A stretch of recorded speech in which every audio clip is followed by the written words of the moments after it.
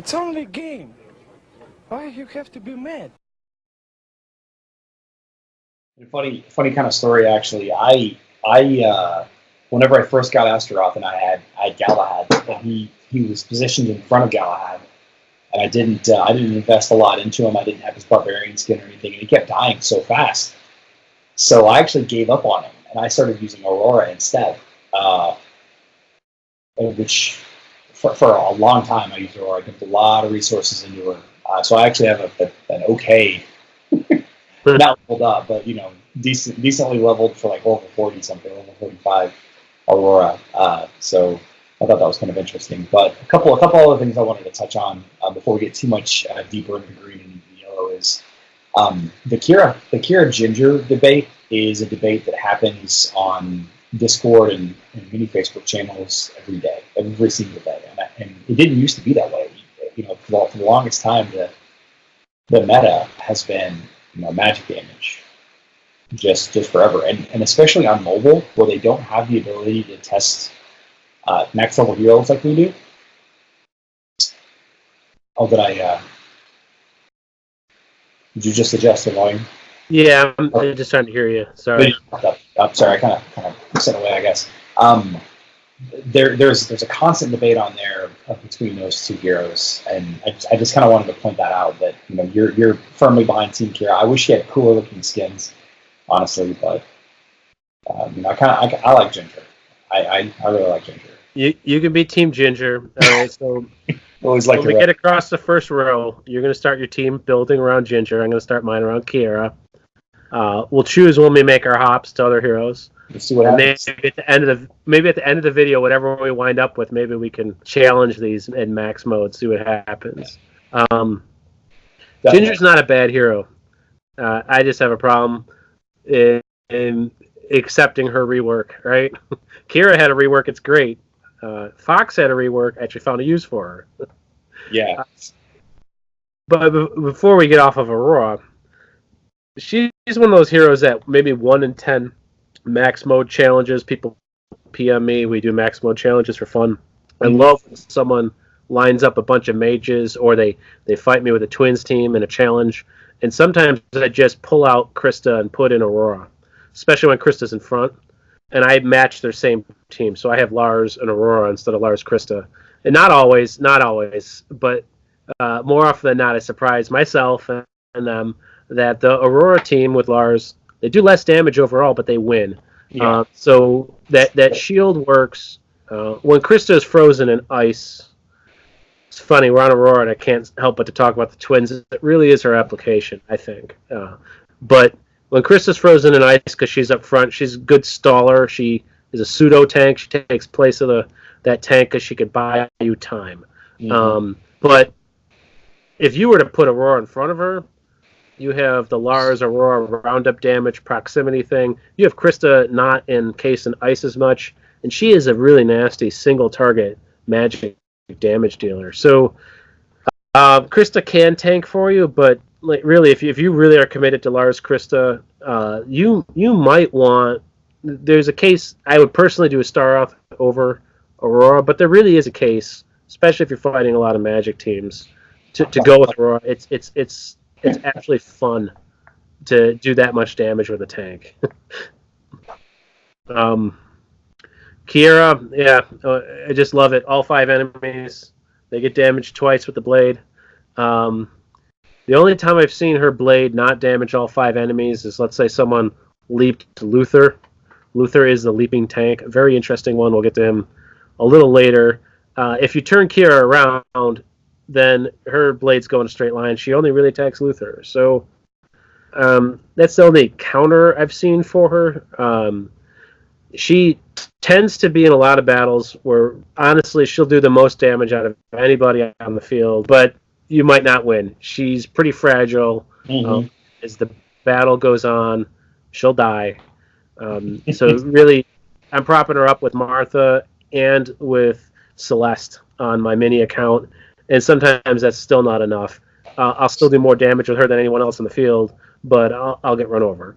So I'll be interested to see how well she does at max. When you're using, if you're on Facebook and you're using the max mode simulators in the game, I will caution you that not all heroes have the same number of skins. Like Kira is at 2 skins. Karke is at 2 skins. So when you're comparing them to, say, Ishmael, I made an Ishmael team with 4 skins, and his healer is Dorian with 4 skins, behind Cleaver with 4 skins. You're not comparing apples to apples on max mode. It's a little skewed. There, a whole lot more stats.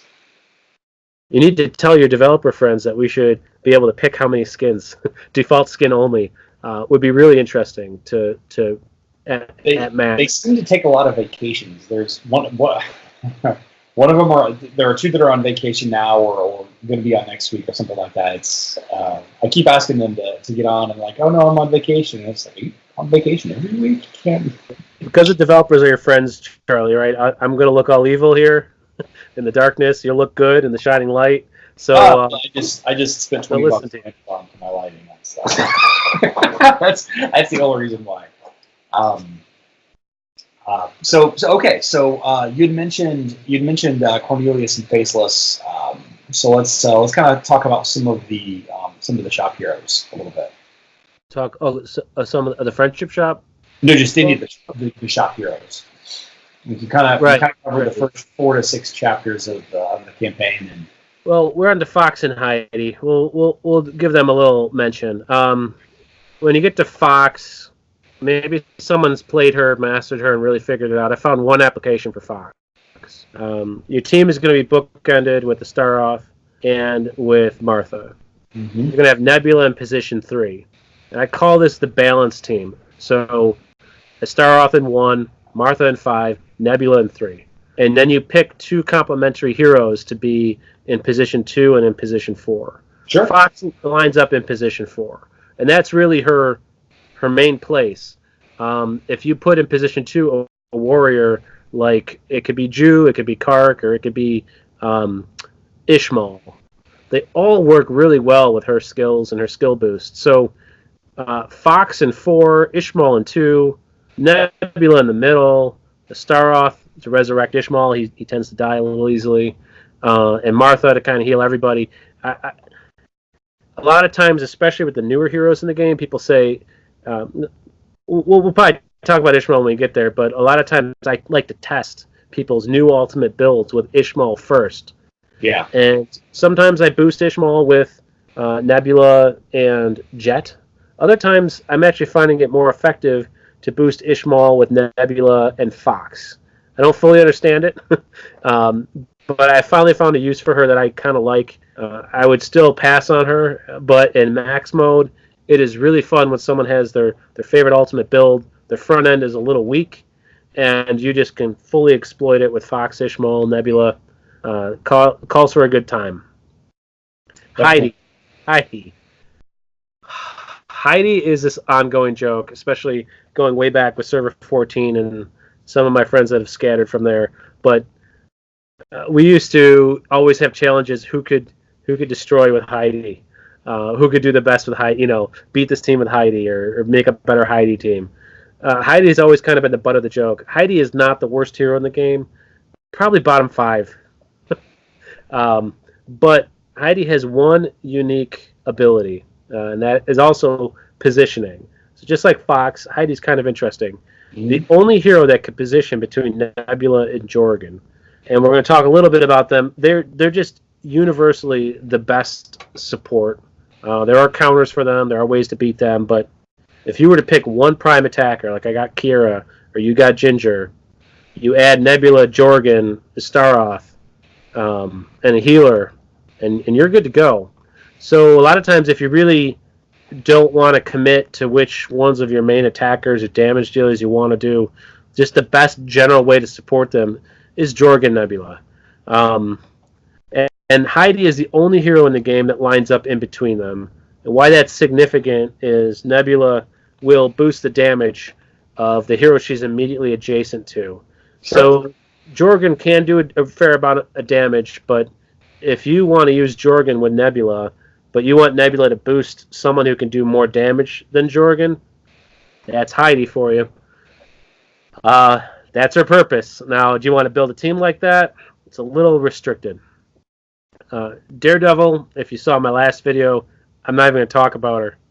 Somebody, please, PM challenge me with Daredevil that I can't beat. Please. I bring Daredevil up about once a week in a couple of the Discords just to see if anybody had come up with something to use her with. So far, no, nothing. She needs a rework bad. Cornelius and Faceless, the friendship shop. So they revised the friendship tokens. You can get 1,000 a day, which means you could buy 5 Cornelius and 5 Faceless a day.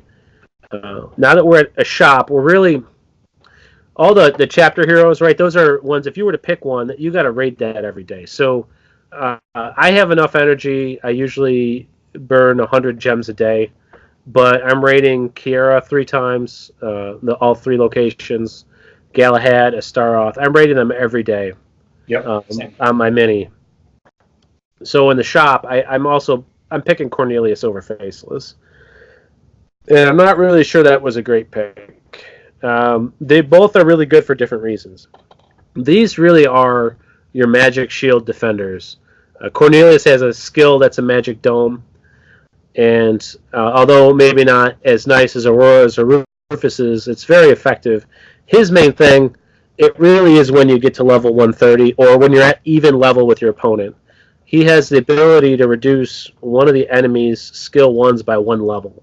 So if Cornelius goes up against the twins and that skill reduction happens to Lars goes from being AoE who can affect all 5 heroes to single target damage. His tornado becomes lower level, therefore doesn't push people or has a chance to not push people. So it really reduces that AoE. So what Dan's talking about here is the skill states that it has a lower chance of being effective if the target of that skill is above a certain level, which is above the skill level. So if you drop the skill level by 1, suddenly, on a level 130 versus a level 130, and the Lars has a level 129 skill, it's less effective. Yeah, it's random which one of the 5, but there are many level-based things. Ishmael can stun an enemy of equal level or less. Mm-hmm. So you reduce his skill level. It really shines at max when it's the only way to really reduce that. As you're leveling up, you can always have a level advantage, and maybe that skill's not realized. But he also does reduce damage, and he's a sniper for intelligence. So oddly enough, the most intelligent hero at max, I believe, is Heidi. She's way up there. But if you look at my guide, I do have a list that lists out intelligence at max. Those are Cornelius's targets, right? You want to get rid of Celeste? She's way up there in intelligence. Cornelius is a good way to snipe her out of there. Obviously we talked about Lars. I don't know if you noticed, we've mentioned Lars a lot and Bob. They tend to be the 2 main offensive attackers. They're not the only ones, but they tend to be the 2 of the most effective. Yep. Faceless, his skill 4 just flat out raises your magic defense. Your entire team all of a sudden gets a magic defense boost just for showing up on the field with Faceless. That is a lot nicer than the shields from Aurora and Rufus because it's always up. It's always on. Faceless also has the random. If you're in manual mode, you could choose to skill to copy, but when you're in auto, it's forced to be random. He randomly reduces effectiveness of 3 ranged physical attackers. He's got some really interesting skills. He's a wild card. He's a swing character, but when you're going up against a bunch of mages, just dropping Faceless in your team is really, really good. Marksmen tend to snipe him. Yeah, and you can't use him against Embari either. He's got a skill, and if it randomly selects them, he can survive a bit. But he's an X factor. If he doesn't pick those 3 of your 5 with his reduction and physical attack, then he usually dies. So I'd say with the friendship shop, you could focus on both if you want them both on a team. There's good reasons for it. Cornelius, as a magic attacker, actually deals physical damage. So if you were worried about building a team of all mages that someone's going to put Rufus in front of you, Rufus cannot die from a magic attack. Cornelius is really good at finishing Rufus in a team of mages. So you could, if you really want to do a real magic heavy thing, you could collect them both, but I'd probably pick one or the other. If you're going to play Karke, Faceless is a lot of fun. His skill 3 just randomly lifts an enemy, and Karke automatically gets an attack on him when he's in the air. A lot of fun. Your Bob teams showcase that. Orion, Kai, Dante, Lilith. The Tower Shop, they added Lilith. Dante, like Daredevil, someone show me a use for him. He's a little tanky, increases your team's agility, boosts dodge, I believe. Dodge gets negated by magic, so I'm not a big fan of it. So you'd say, oh, dodge is just like armor, right? Mm-hmm. Magic attack ignores armor, but there's a difference here. You dodge an attack, your enemy still charges energy as if they hit you. So if dodge was a means of preventing your enemy from charging, I would like it. But since it doesn't do that, I really think it's underpowered. Lilith, there's just no upgrade case for Lilith over Astaroth or Galahad. I don't see it. I know people I got a defensive build. I could do runaway health. I could do stunning. When you are going up against people that do mass damage, you put Karke or Lars up against her, she might become the last one standing, but it's just not effective enough to upgrade over Astaroth or Galahad. I don't even know what her skills are. I have to open up and look at her skills. She stuns. She increases her max health. So I mean, I've even tested it fairly extensively with Martha. I'm like, can we really make a runaway health with her? And no, I mean, versus a major attacker in the game, it just doesn't work. It will. I don't know anyone who's playing to not do massive damage. If you find that person, you can put in Lilith and really pick up. But yeah, she's supposed to be a runaway health, swelling, growing tank. Just don't like it, you know. I don't want to say she's worthless. I don't want to put her in the category with Daredevil and Dante. I don't see an upgrade case over her Star skin is awesome. She looks so cool. Maybe she's 1 or 2 skins away from being a great tank, but I don't see it. Not with these skills. I mean, Flame has some utility in pushing back the tank. Yeah, it's. I don't know. If you have her in front, like you're trying to push back a tank so Ishmael gets to a deeper rank, you're better off with Chaba for that. Just swallow that. I'm not into her. Maybe someone is, and it's great. I'd love to be proven wrong because I think she looks really cool. Kai, I guess we're going through this shop a little backwards. Kai's sole purpose is to be paired with Bob, with Karke. His ultimate lifts them in the air, even with 4 skins. So at your default skin only, he is the lowest powered hero in the game. At max skins, 4 skins, he's the lowest powered of the 4 skin heroes. So as more and more heroes get 4 skins, he's always going to be that lowest powered 4 skin hero. He's really good in the tower. He is good. He's a pretty survivable. He can survive. He's got pretty good survivability. But really, his whole thing is he's not going to do a lot of damage for you, even with all that penetration. His magic attack is really low. You could try to get him with a bunch of Artifact 1 magic attack boosters. Mm-hmm. Whatever. It's not going to do much. His vampirism is like 115% at max. It's over 100%. He's... Excuse me. Need a swig. Need a swig. His real thing is he's going to lift the enemies in the air. The whole team. Also, this is a level-based thing, too. So, right, Cornelius could degrade that, and then all of a sudden Kai is not helping you out. But if he's paired with Karke, Karke is going to get a free hit on everybody that's up in the air. Karke packs his own penetration, right? AoE, well, he does random amount, like three enemies. He brings his own armor pen. Just like why I like Kira. She does all 5, brings her own armor pen. Lars can do all 5, brings his own magic penetration. So Kai there with Karke is really good. I do have him as my 10th strongest hero on my main account. Karke is my number 1. I do cycle him in periodically. I don't use him as much as I thought I would, but there are some enemies that if I feel like I have enough time to charge them up without them taking a lot of damage, I'll put them both in, and once those 2 ultimates go off, it's usually game over for my opponent, usually. So it depends on how much damage output my opponent has. That's how I exploit low damage output teams. I use Kai Karke. Sure. I would never want to put Lilith in place of Kai. Orion, I have a long-standing love-hate relation with him. So for the longest time, he was my number 1 hero. And when you're facing an enemy that is not using Jorgen and not using Satori,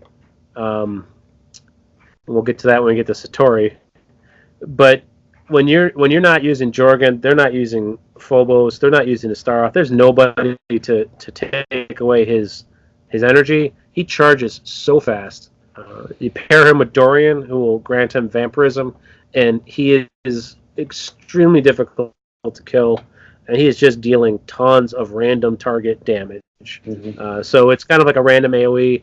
Maybe hits 3 heroes, maybe he'll hit 5. Fires 5 missiles, it's random who they all hit. So it could be 1 on them all, or as the enemy team starts shrinking in numbers, his effectiveness just goes up. 1-on-1, you're hard pressed to beat Orion. He just charges so fast and just does so much damage. So he is a really good mage. He often gets overshined by Lars. In some cases, people use Lars with him. Lars is more effective as a penetration AoE hero, but Orion unchecked, he's just charging so quick. And sometimes that speed is really essential. So he's an excellent boss killer. He's great in Outland.